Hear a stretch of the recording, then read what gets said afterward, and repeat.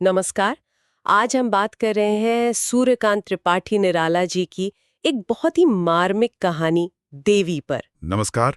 हाँ, देवी वाकई एक ऐसी कहानी है जो सोचने पर मजबूर कर देती है। ये कहानी शुरू होती है एक लेखक के अंदरूनी संघर्ष से। वो अपने साहित्यिक जीवन को देखता है, 12 साल की मेहनत, और उसे लगता है कि हाथ कुछ नहीं आया। हाँ, उसे ये महसूस होता है कि जो लोग सतही लिखते हैं वो तो सफल हो रहे हैं और वो पीछे रह गए। और वो समाज में बड़प्पन का मतलब समझने की कोशिश कर रहा है। सफलता कैसे मिलती है? शायद लोकप्रिय चीजें लिखकर, सीता सावित्री पर लिखकर। ये सब उसके मन में चल रहा है। बिल्कुल, एक तरह की कश्मकश है उसके अंदर, पहचान बनाने की, स्वीकृत होने की। पर तभी अचानक उसकी नजर सड़क किनारे बैठी एक औरत पर पड़ती है, और बस कहानी का पूरा फोकस बदल जाता है। हाँ, वहीं से कहानी असल में समाज का आईना बनना शुरू करती है।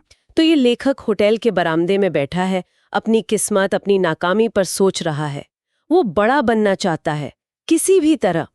और तभी वो उस स्त्री को देखता है, फटी हुई धोती, बाल बिखरे हुए, कटे हुए जैसे, चेहरे पर जैसे स्याही पुती हो, गोद में एक छोटा बच्चा, कोई 1.5 साल का।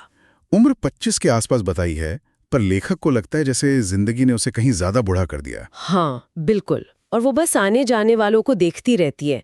उसकी आंखें जैसे सवाल कर रही हों, ये सब क्या है? ये दुनिया क्या है? और बस लेखक का वो बड़प्पन पाने का जो ख्याल था ना, वो जैसे हवा हो जाता है। उस औरत की हालत देखकर उसके अपने दुख छोटे लगने लगते हैं। फिर होटल का नौकर है संगम लाल, वो बड़े आराम से बताते, अरे वो तो पागल है और गूंगी भी है। और ये भी कि उसे थालियों की बची हुई रोटियां दे दी जाती हैं। ये छोटी सी बात, लेकिन समाज की पूरी उदासीनता दिखा देती है। मतलब कोई संवेदना ही नहीं। ये पढ़ते हुए मन में आता है कि आखिर उस औरत और बच्चे का क्या होगा? इस हाल में पहुंचाया किसने? क्या ये समाज ही? हाँ, ये सवाल तो उठता ही है। लेखक भी यही सोचता है। वो इसकी आंखों में सिर्फ पागलपन नहीं देखता, बल्कि एक तरह की छटपटाहट देखता है। निराला जी ने लिखा है ना, जैसे दीपक की शिखा की तरह पगली के भीतर की परी। मतलब उसके अंदर कुछ है जिसे दुनिया नहीं देख पा रही। बिल्कुल। और सबसे अनोखी बात यह है कि लेखक, जिसे सब पागल और गूंगी कह रहे हैं, उसमें एक महाशक्ति का रूप देख लेता है। महाशक्ति, ये तो बहुत बड़ी बात है। हाँ, शायद निराला जी ये दिखा रहे हैं कि सच्ची दिव्यता या शक्ति समाज के बनाए खांचों में नहीं है।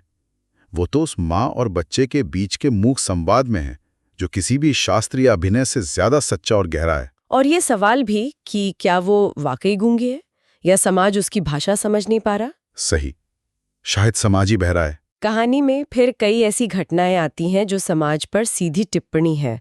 जैसे वो एक नेता का जुलूस निकलता है। हाँ, वो बड़ा मार्मिक सीन है।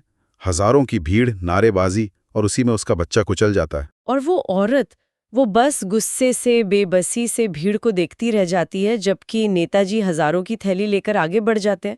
कितना तीखा व्यंग्य है। बिल्कुल, राजनीतिक व्यवस्था की असलियत सामने आ जाती है। फिर एक और घटना है, रामायण कथा वाली। हाँ, कथा सुनकर भक्त लोग लौट रहे होते हैं, उसे देखते हैं और क्या करते हैं? कर्म और भाग्य का उपदेश देकर निकल जाते हैं।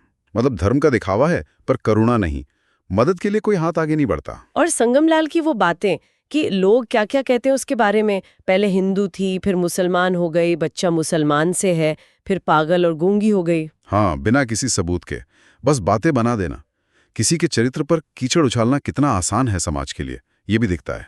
फिर वो फौजी परेड वाला सीन भी है, जब वो सिपाहियों को देखकर हंसती है। हाँ, वो भी बड़ा दिलचस्प है। क्या वो सच में पागलपन की हंसी है, या वो उन सैनिकों के दर्प का, उस दिखावटी शक्ति प्रदर्शन का मजाक उड़ा रही है? और वो बच्चे को भी दिखाने की कोशिश करती है, जैसे कह रही हो, देखो ये तमाशा। बिल्कुल। निराला शायद यहाँ हर तरह की सत्ता पर, उसके दिखावे पर सवाल उठा रहे हैं। फिर कहानी आगे बढ़ती है, मौसम बदलते हैं। गर्मी की लू, बरसात की बौछारें, कड़ाके की सर्दी। और वो बेचारी एक खाली बरामदे में किस तरह सिर छुपाती है, लेकिन अक्सर भीग जाती है, ठिठुरती रहती है, सेहत गिरने लगती है। सड़क पार करके पीने का पानी लाना भी उसके लिए एक जंग जैसा है। घंटों लग जाते हैं। ये छोटी छोटी बातें उसकी रोज की मुश्किलों को दिखाती हैं। और इस बीच लेखक और उसके बीच एक अनकहा सा रिश्ता बन जाता है।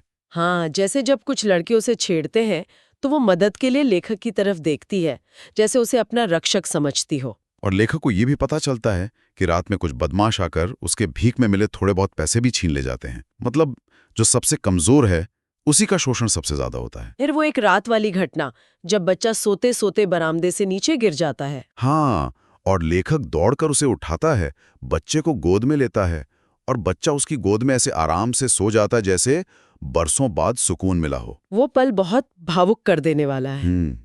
और लेखक सोचता है, जिसकी पूजा होनी चाहिए वो नहीं पूजता। ये बहुत गहरी पंक्ति है। यहाँ लेखक शायद उसे सीधे सीधे देवी का ही दर्जा दे रहा है। समाज की सोच के बिल्कुल उलट जाकर वो उसमें वो पवित्रता, वो गरिमा देख रहा है जिसे सबने नकार दिया है। बाद में जब कड़ाके की सर्दी पड़ती है तो लेखक उसे ठिठुरते हुए देखता है।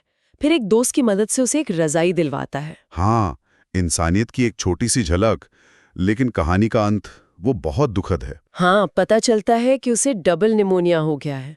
उसे अस्पताल ले जाया गया है जहाँ बचने की उम्मीद बहुत कम है। और बच्चे को उसे अनाथालय भेज दिया गया है। और ये भी कि जो स्वयं सेवक उसे अस्पताल ले जाने में मदद कर रहा था, उसका अपना पैर भी एक मोटर के धक्के से चोटिल हो जाता है। त्रासदी जैसे हर तरफ से घेर लेती है। और कहानी का बिल्कुल अंत एक और विडंबना के साथ होता है। हाँ, होटल का मैनेजर भाग जाता है, संगमलाल की तनख्वाह मारे बिना। मतलब अंत तक शोषण और अन्याय। पूरी कहानी पाठक को अंदर तक हिला देती है। ये सिर्फ एक औरत की कहानी नहीं रहती, ये पूरे समाज की, हमारी संवेदनहीनता की कहानी बन जाती है। तो देवी, ये महज एक कहानी नहीं, ये समाज का एक कड़वा सच दिखाती है।